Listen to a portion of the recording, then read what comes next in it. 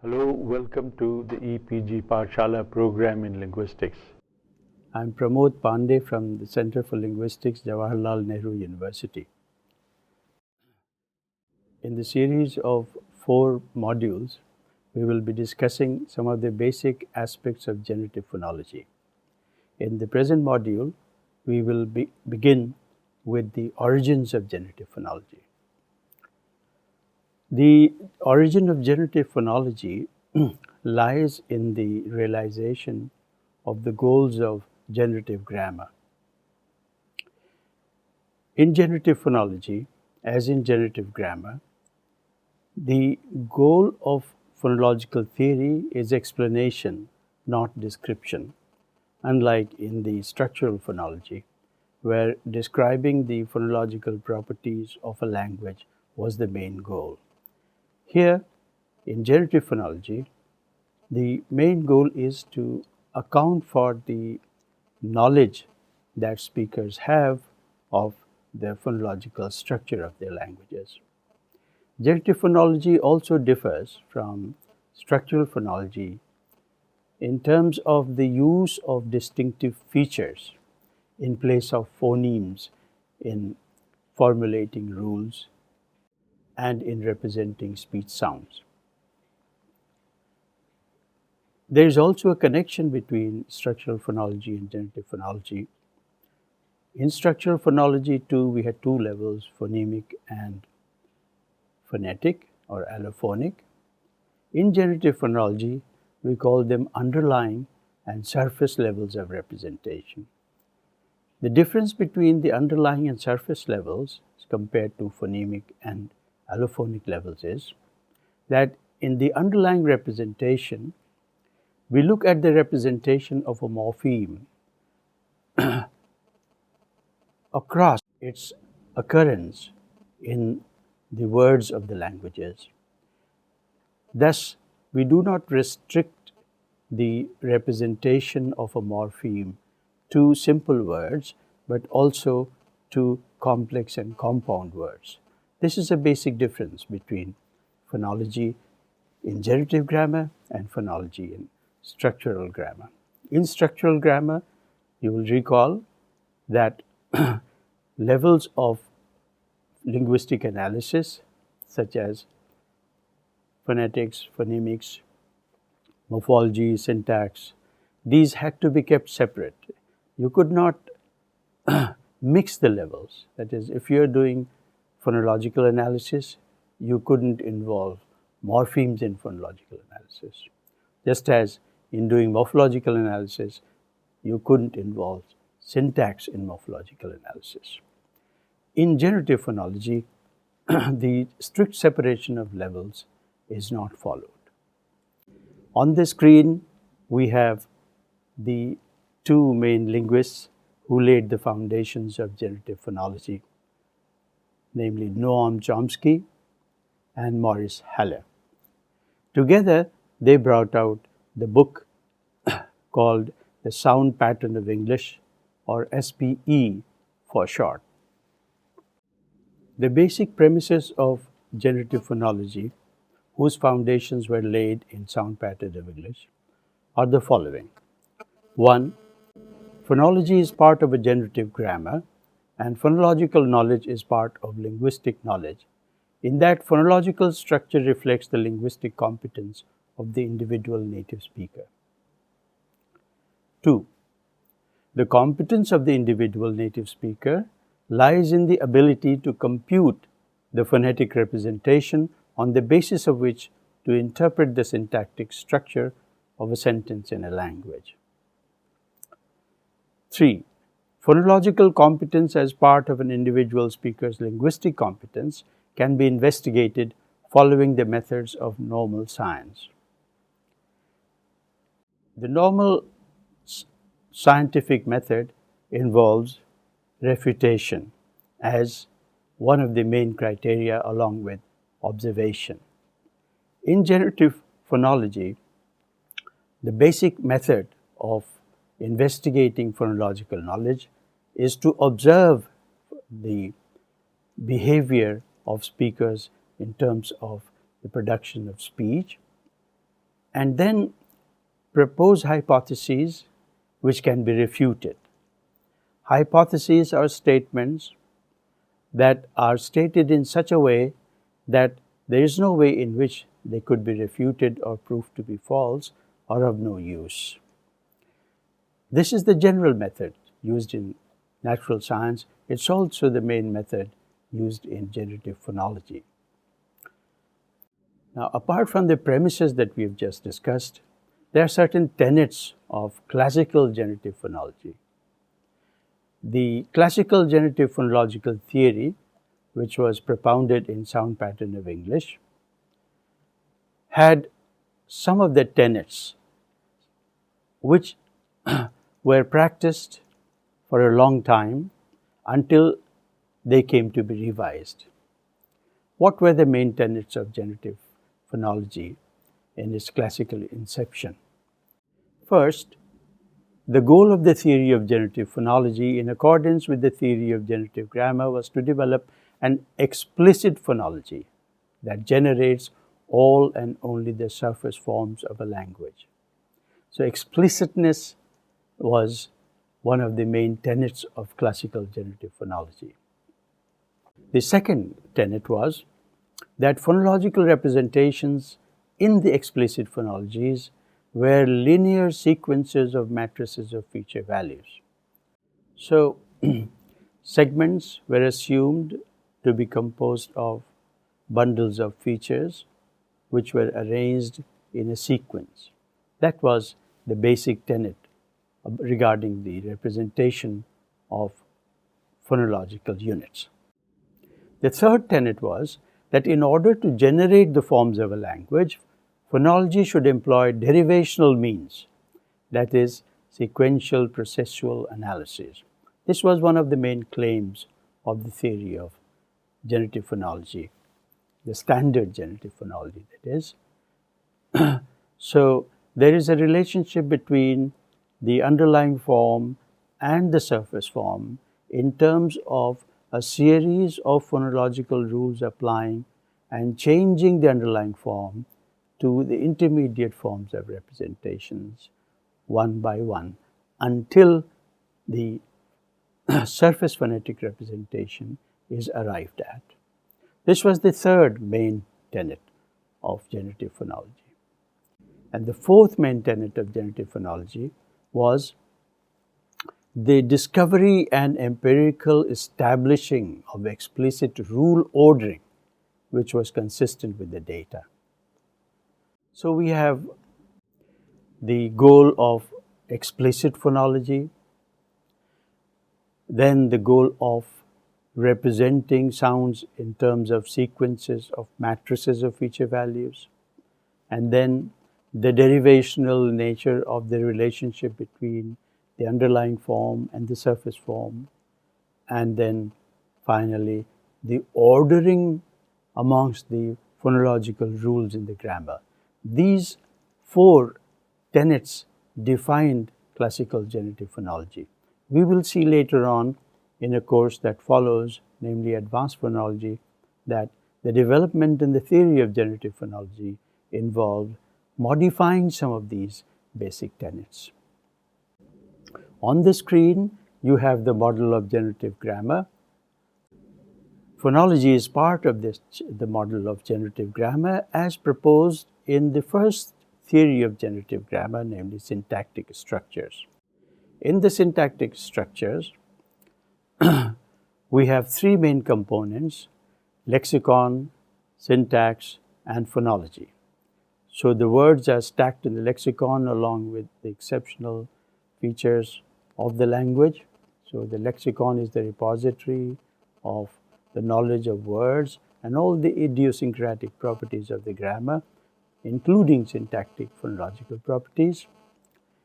Then the words come to syntax in the derivation, and then finally the syntactic structure is mapped onto the phonological structure. So the phonology comes after syntax. This particular model has come to be revised substantially in the following theories such as extended standard grammar, the principles and parameters theory of generative syntax, and now the minimalist theory of generative syntax.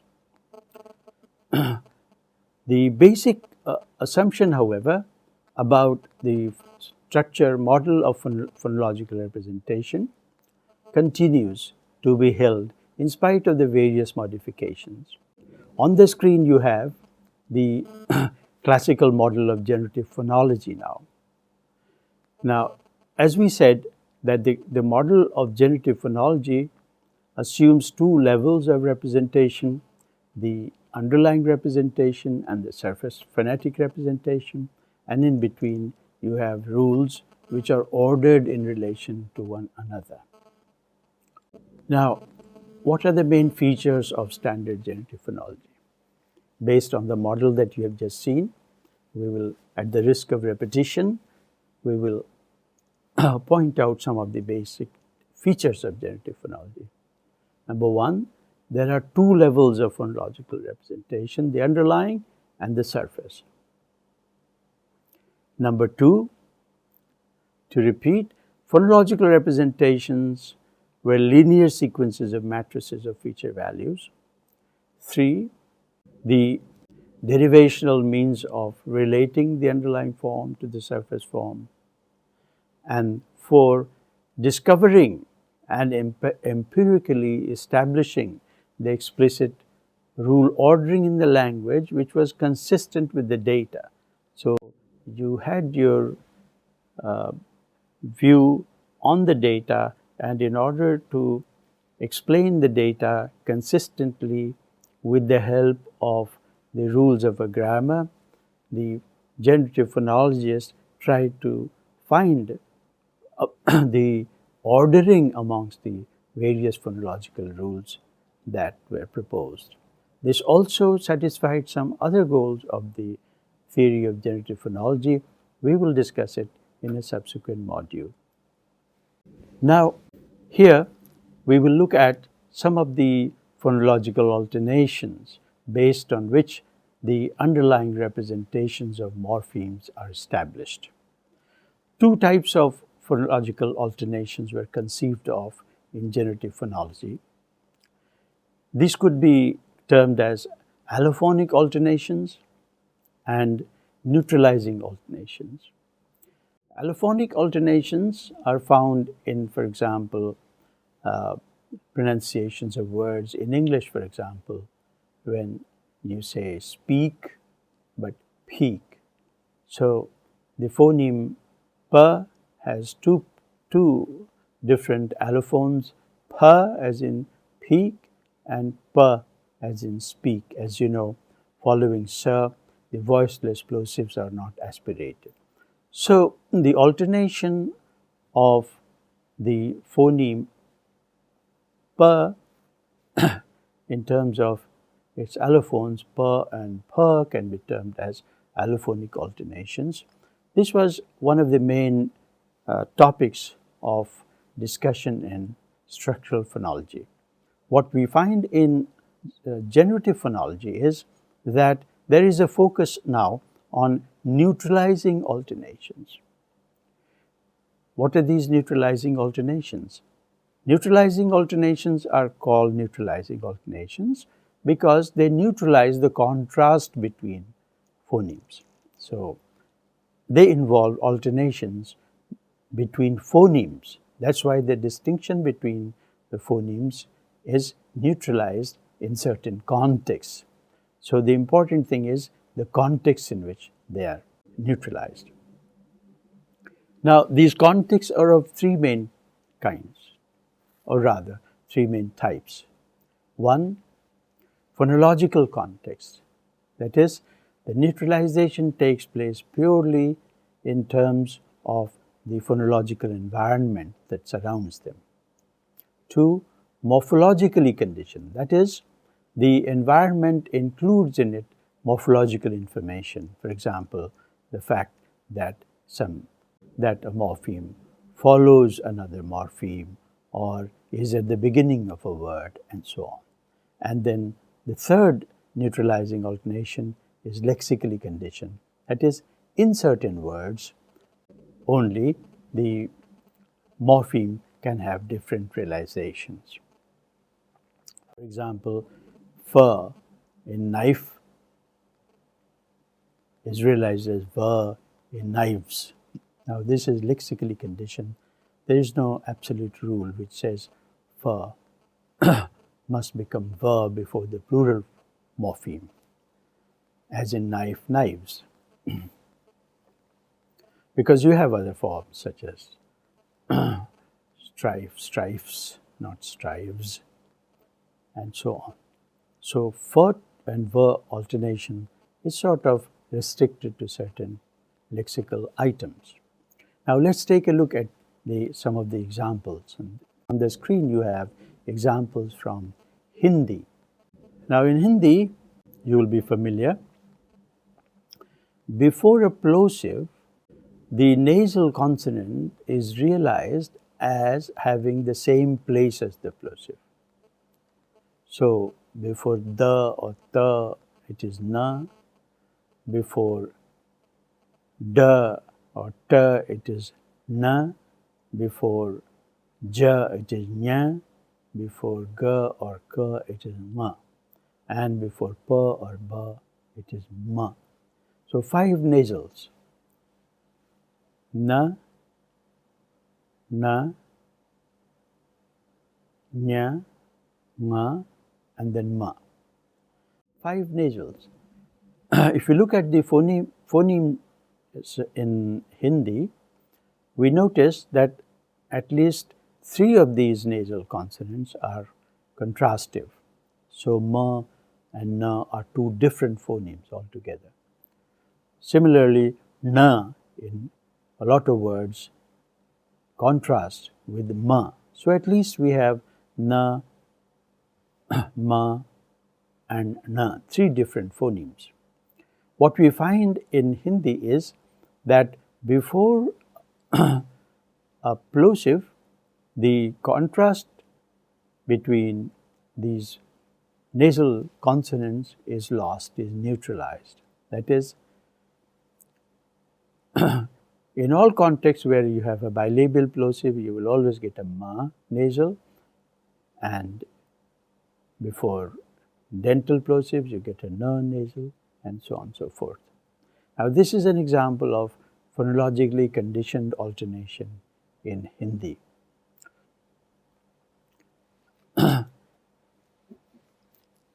As example of morphologically conditioned alternation, we have the famous case of English plurals, for example. Look at the screen for the data.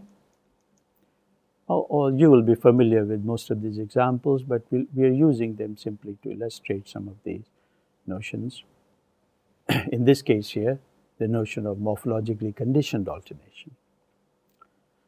So, the plural morpheme, the regular plural morpheme, has 3 allomorphs, namely sa, za, and is.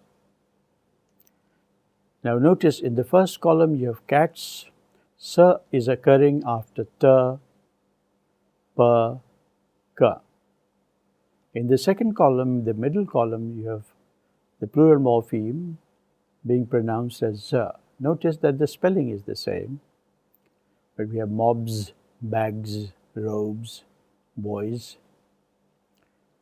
Boys means boy ends in a vowel, so even after vowels, you always get a za, like row, rows, tie, ties, etc. And then you have buzz, is allomorph. The is allomorph occurs after only 6 of the phonemes, namely sa, za, cha, ja, and sha, ja. Thus, we have buses, buzzes, garages, etc. Now, how do we account for this alternation? We notice that we will have to account for it in terms of 2 processes. One is the z-sir relationship in terms of either z is devoiced as sir or sir is voiced as is, and the other is the insertion of e or its deletion in z-sir. Now, when we weigh the pros and cons of the possible analysis, the rules that are proposed for this morphological alternation are stated as on the screen. So we assume that the underlying representation is z. Then in the grammar, we have the rule of e epenthesis, insertion, which says insert an e between the plural suffix z and the preceding stem, which ends in a strident consonant, namely sa, za, sha, cha, ja. And there is a morphological boundary there. The morphological boundary is to ensure that this happens only in these suffixes. In addition to this, there is another rule which can be termed voicing assimilation. You could call it devoicing as well, but it's assimilation because the change from voiced to voiceless consonant is conditioned by the stem ending in a voiceless consonant. So the consonant of the suffix assimilates in voicing feature to the final consonant of the stem. Both are voiceless. So now we have then, this is a case of purely morphologically conditioned alternation. The alternation between za, sa and is in the plural, regular plural suffix is determined by the morphology. It occurs after a stem in those suffixes and not everywhere. So it is assumed that within a stem, this relationship between the voiced and voiceless consonants doesn't need to hold. As a last case, we have alternation, which is not only phonologically conditioned, but also morphologically conditioned and lexically conditioned. We have alternations like these, which means that we don't have a strict separation amongst phonologically conditioned, morphologically conditioned, and lexically conditioned alternation. But we find them to be combined in certain cases. For example, in English, an extremely restricted kind of, but productive kind of alternation is that between k and sir. Now, most of these, if you pay close attention, most of the words in which this alternation is found, k, sir, have a Latinate origin. That means that in the history of the development of English, the words from Latin were borrowed along with the alternations in them. So we have electric, electricity, specific, specificity, public, publicity, medical, medicinal. Notice that the cursor alternation in the above examples follows the derivational morpheme boundary. So k changes to sir before an e, which belongs to the following morpheme, like et. The alternation, the rule as stated as such, requires that the alternation be morphologically conditioned. So there is a relationship between k and sir. Before a front vowel, k is fronted to sir. It is fricativized as well. But the front vowel as the environment must be present in the following morpheme, so that this alternation cannot take place before an e, which is in the same morpheme. So if you have king, for example, it doesn't become sing. or kit doesn't become sit, etc. So for the E, it has to be in the following morpheme to be able to condition, to be able to bring about a change in K and so alternation. And of course, we already noticed that the examples of cursor alternation are extremely limited, mostly in Latinate words. So we have looked at the neutralizing alternations, which are phonologically conditioned, morphologically conditioned, and lexically conditioned. We will close now for the present module. We have looked at the basic foundations of the theory of generative phonology, how it started as a part of generative grammar and came to acquire some of these tenets of generative grammar. In the following module, we'll look at how we choose one phonological analysis over another phonological analysis.